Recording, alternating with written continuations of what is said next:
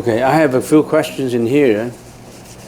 They are in English. There's no Chinese question. The first question is, may I ask, we know that the Honored One, the Buddha, got enlightenment, passed away, and I've read that, if I'm not wrong, the next Buddha, Milapusa, will be coming. Is there any relation? And do they know each other? Do they know each other already? They could have known each other already. I don't know. But the next Buddha will be Maitreya Buddha coming to this world. Our historical Buddha. You know, in human civilization, we did actually have a Buddha, a historical Buddha, written in history that we have a Buddha, 2,600 years ago, recognized by history, that exists. And once he passed away, he made a prediction that the next Buddha may be the Maitreya Buddha, which is the laughing Buddha. That's the prediction that he made. Whether they know each other or not, I don't know. You ask them. I don't know. Do they know each other? Probably they do. So that's the question. Do they know each other? Well, do they know each other already? Maybe, yeah, probably. If a Buddha has a supernatural power, have the power to predict, then they know each other already.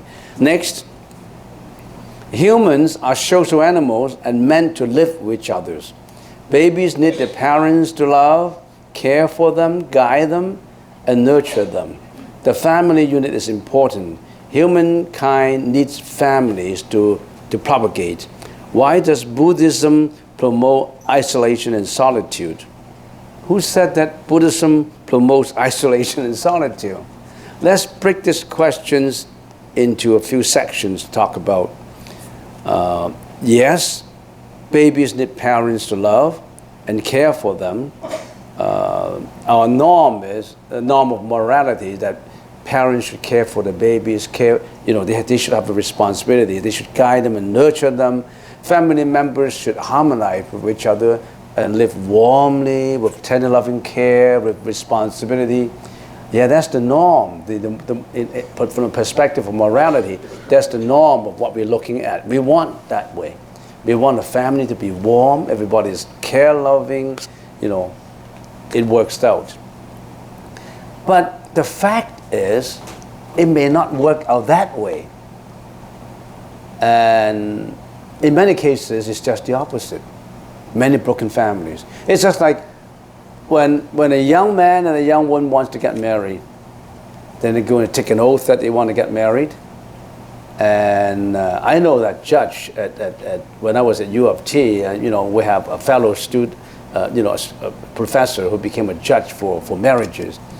And sometimes we jokingly, we talk about it, and they say 50% of them wind up in divorces. So when they get married, they want to get a good family. They want to unite, they take an oath that they will care for each other. But the fact is, proven by statistics, that only 50% of them, or sometimes maybe less, and 50% of them wind up in broken marriages. They wind up in divorces. What you want is one thing. What it actually turned out to be is another thing. You want that norm. You want morally to work towards that harmony. But whether that you can reach that harmony is a fact of life. And the Buddhist teaching tells us that sometimes you are looking for that harmony, but you may not have it. And there's reasons for not having that harmony. Buddhism wants you to reach that harmony of morality, tender loving care, mercifulness, compassion, and all that. But sometimes it turns out that it may not be that case. Why? Then the Buddha said there are many reasons for something not to work out. For example, relationship between husband and wife, between the dad and the children, they relate not only to this life. They could be because of previous life karma. So if for example, there's a family of a few children, the dad may particularly love the daughter and not the son. Or the son may think that that dad loves, Jeanette more than himself. Why? Because they have different unfinished businesses in previous life that they have to deal with. So the Buddha never said that we live in solitude and get away from family, get away from responsibility. Actually, the Buddha's teaching is to promote harmony within the family. But if disharmony happen, you have to know how to deal with them. If you're always thinking about harmony, when harmony doesn't come, you become grief-stricken. You become really sad. You become, because of certain events, you want to commit suicide. You sink into depression. You must prepare yourself if there's disharmony. That's what the Buddhist teaching is all about. Tell you how to react in the right way to disharmony. Because let's be factual, it may not work out. You try your best to work it out, but it may not work out. What happened if it may not work out? You're not going to revenge. You're going to use violence. You have to know how to handle it. So that's in the Buddhist teaching. The Buddha never walk away, leave the problems behind and go into solitude. No. We want to harmonize. What is meditation? Meditation is the harmony between the body and the mind, individually. When your body and mind get harmonized, what happened? There's harmony in the family. If every member of the family harmonize his or her body and mind, the whole family will harmonize. It's because of some individuals, some members of the family don't work out, that affect the whole family. That's the rotten egg in the basket of eggs, the rotten apple. And we have to do something about it.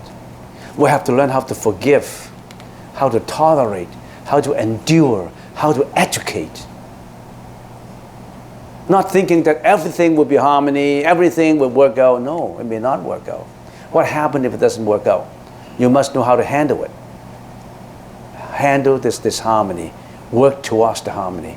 So that is exactly what the Buddha is all about. Not leaving the family in isolation and solitude. Instead, compassion, forgiveness, harmony. Before you harmonize the family members, harmonize each individual first. In other words, if there's this harmony in the family, if you don't like your wife or you don't like the children, you want them to change for you. Why don't you change yourself first? You've been yelling. You've been egoistic.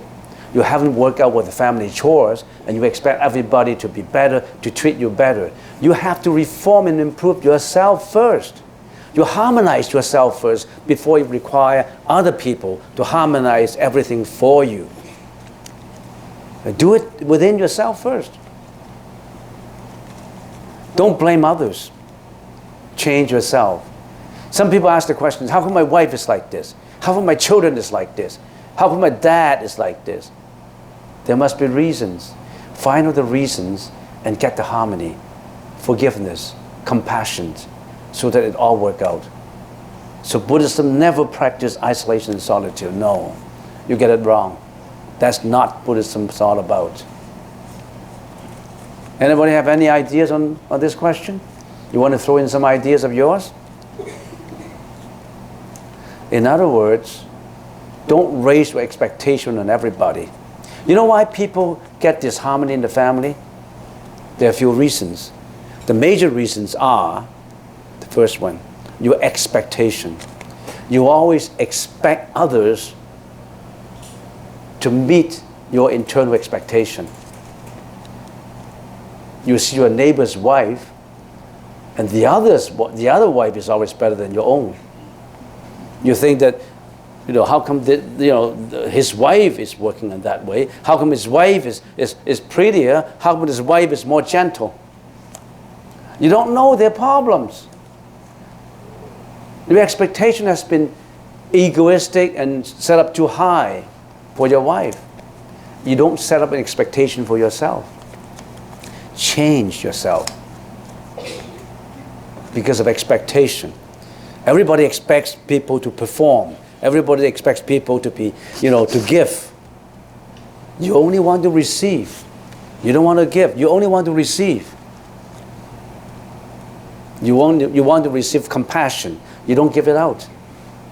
Expectation. Another reason why there's disharmony is because you live together. Why do you live together? A whole family is a unit. You live together. Because you live together, you're exposed to bad habits. You're not clean, or you are impulsive, compulsive. Everybody's personality are different. Why? Every thought is different. Every thought germinates actions and speech. When that action and speech is repeated all the time, it becomes a habit. Once it's become a habit, it's all hardened up in your personality. It becomes your destiny. You don't want to change it. So you're exposed to bad habits because you live together. It's just like when a young guy and a young woman, they want to get married, they hide the defects. I remember I saw a TV commercial in Hong Kong. There were a young guy and a young woman. And they have dating, they were in courtship, they were happy, and they were ready to get married. And then at the dinner table, they really want to come to a serious chat. And the lady said, I want to tell you something. I have, what do you call it, invisible lens? What do you call that? Contact lenses. Contact lenses.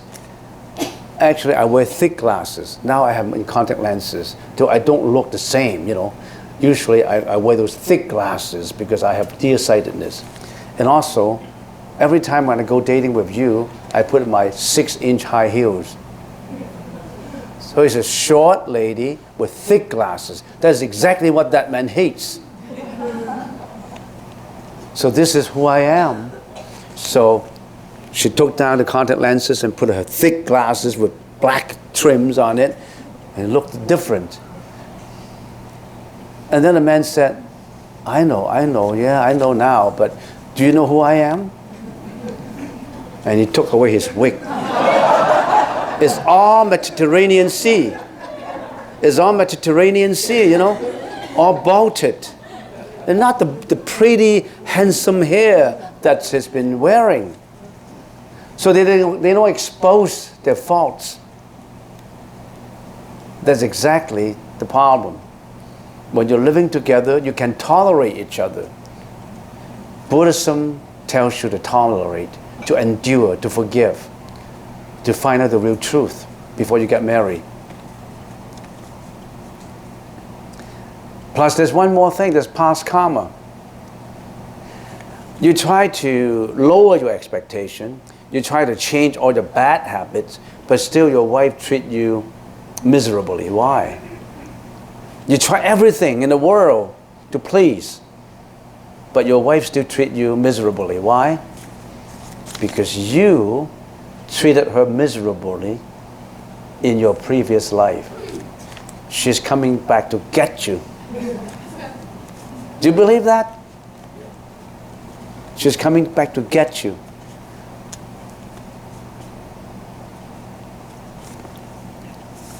I guess I have enough answers for this question, unless you want to throw in some of yours. Next question. Can you tell us a little bit about your own spiritual journey that requires 3 hours? How did you become a monk that requires 1 hour? What is the most difficult thing for you on the path? To answer this question. It's not easy. To put it short, my spiritual journey, I just want to be outspoken and frank with you. In my life, I have played many roles in my life, not just the role of a monk. I've been a father, I've been a son, of course, I've been a father, I'm a single mother son. I've been a son, I've been a father, and I've been a grandfather, and I got married. I was an accountant. I was a real estate broker, and I was involved in the timber business. I was involved in the restaurant business. I was involved, I don't know, I played so many roles in my life. And finally I got fed up with it, and then I became a monk. And I started the Buddhist Temple in 1980. At that time I was not a monk. And I started with a piece of agricultural land of half an acre. It's a dirt. There's nothing on it, half an acre of land, and I think it's around here, half an acre. And with half an acre of land, I built it up.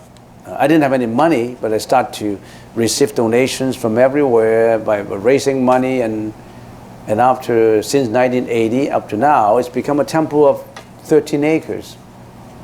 And it's become a landmark of Richmond too. And spiritual journey, I've gone through a lot. I play many roles. I think the role that I'm playing right now is the best of all the roles that I've been playing. And life is short. Don't spend your life in just family enjoyment, looking for wealth, reputation, and fame. Life is about coming to an end for everybody. And if you do not practice the Buddhist teaching to get out from samsara, life and death, you subject yourself to reincarnation all the time. We got to get out from this life and death, because you always be in suffering if you're not out from life and death. And habitually, we have been attached to what we're doing now. We like money, we like fame, reputation. We're always struggling for money. We want happiness. We want partying. Some people involved with women and men relationship. Some people with gambling, drug addictions, and they don't know that they were sufferings actually. We can't get away from sickness, aging, life, death. So we have to go beyond this. You have to go beyond life and death. Don't be satisfied with what you've got now. We are in suffering now. We have to get out from this prison. Do you know that we are living in prison? It's a prison that around us. We want to get out from this prison. It's just like when we are a frog in the well, and people upstairs says, jump out from the well. The frog doesn't know how big the sky is. The frog thinks that the sky is just that circle, the rim, the edge of the well. But actually there's broad freedom outside. We have to get out. We have to emancipate ourselves from reincarnations and mental afflictions. Get out from suffering. Eternally get out from suffering.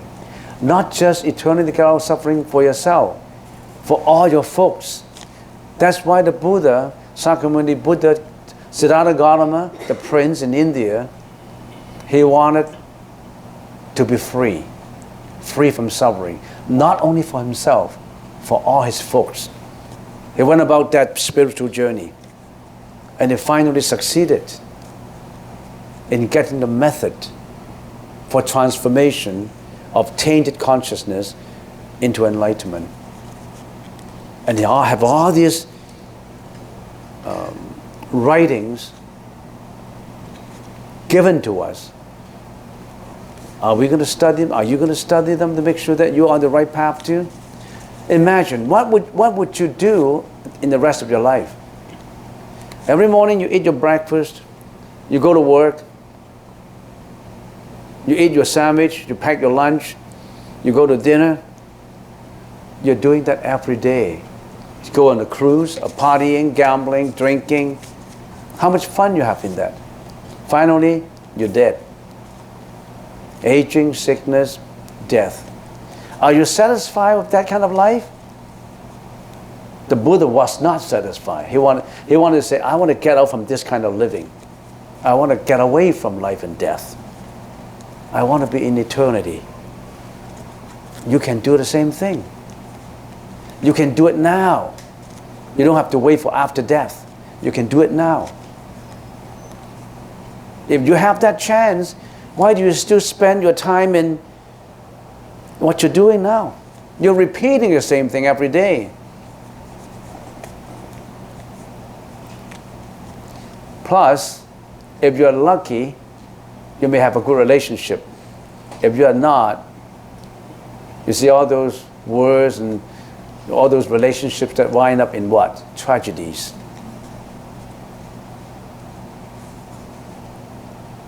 And when we talk about death, I've heard about so many stories. Not only senior people die, teenagers die, adults die, babies died. Don't think about death is so remote from you. It could come up in any minute. So what are you going to do? Just spend your life in drinking and, going about making your money and not thinking about the spiritual path that you can take to get away from life and death, to get away from suffering. The Buddha introduced us a way to get away from sufferings and get to eternity of non-death. Are you going to take that path? We have to die anyway. 2 roads not taken. 2 roads waiting for you to take. Which road are you going to take? One is going into life and death for the rest of your life, for all your future life.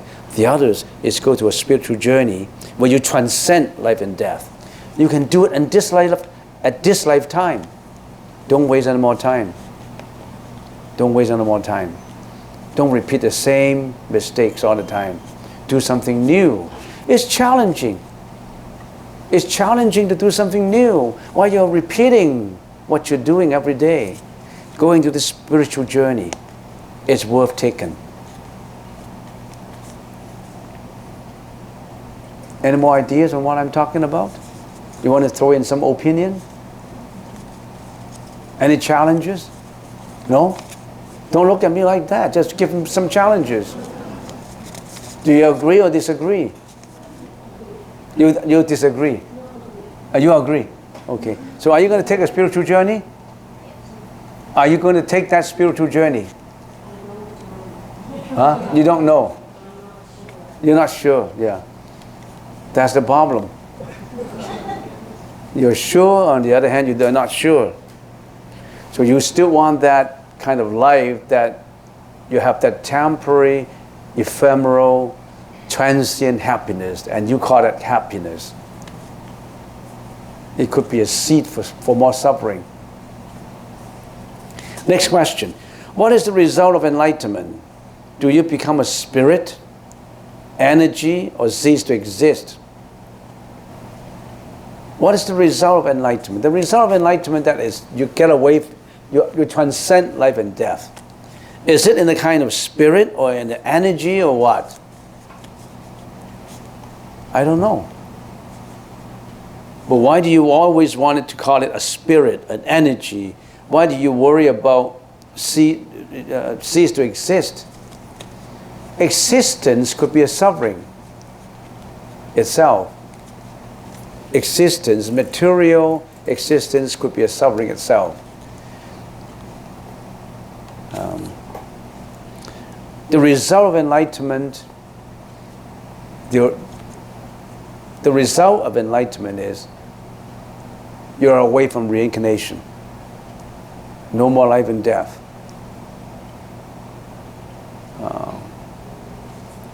I can go a lot deeper into this, but there's not enough time. But I've been talking for a long time, so this is last questions.